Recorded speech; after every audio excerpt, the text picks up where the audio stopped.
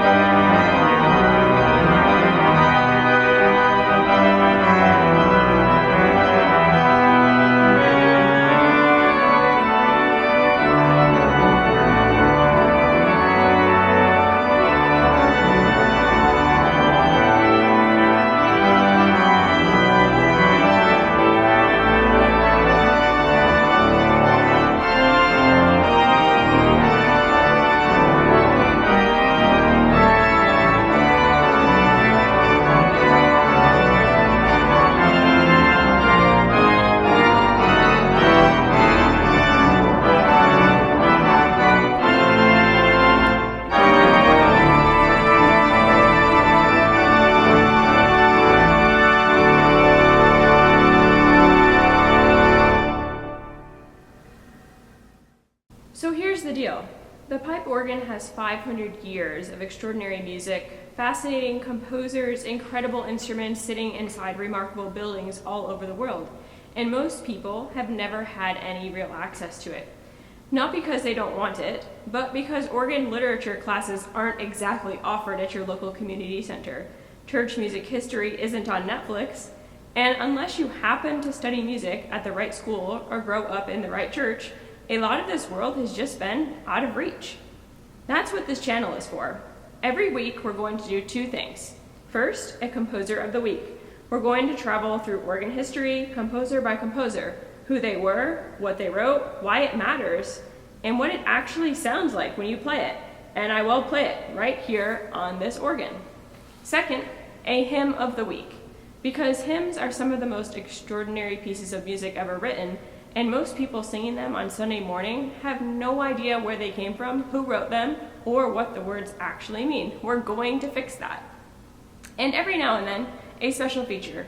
Tours of remarkable organs, visits to the people who build them, and some of the most incredible spaces you've ever seen. There is so much to share, I genuinely cannot wait to get started. But first, who am I and why should you listen to me? Fair question.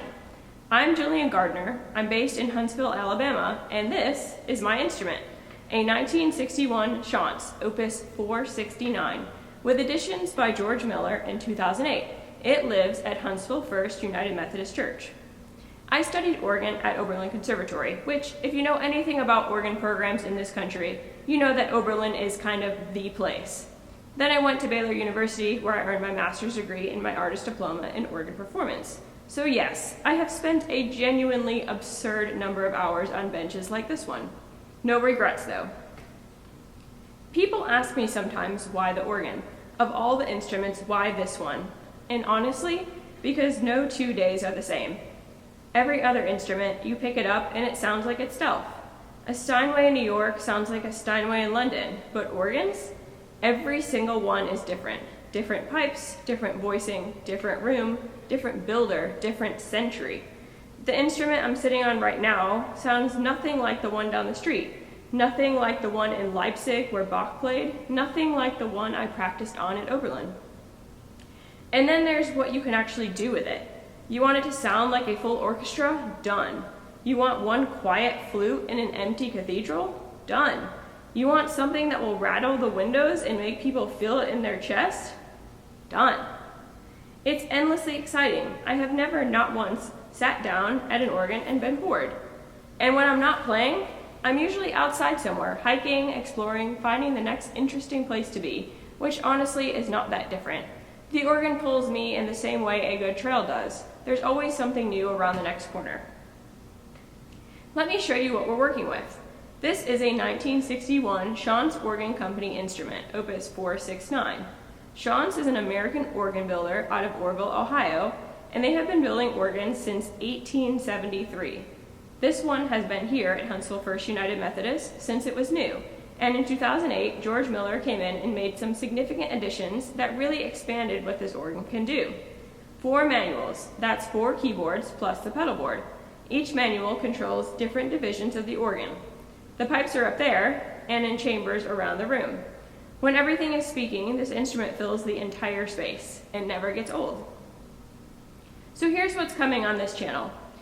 Next up, our first composer of the week. We're starting where organ history really begins to get interesting, Johann Sebastian Bach. Yes, we're going there first, and yes, I know everyone starts with Bach, but there is a reason for that, and we're going to talk about exactly what that reason is.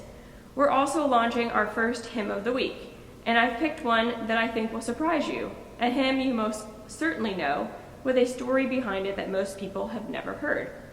This channel is for everyone who loves this music and wants to go deeper, for everyone who grew up hearing the organ in church and always wondered what was actually happening, for everyone who studied it and wants to keep learning, and for everyone who has never really listened yet. The bench is big enough. Pull up a chair. If you want to come along for this, hit subscribe. New videos every Tuesday and Friday, and leave me a comment below. Tell me what you want to learn about. A composer, a hymn, an organ somewhere in the world. I want to know.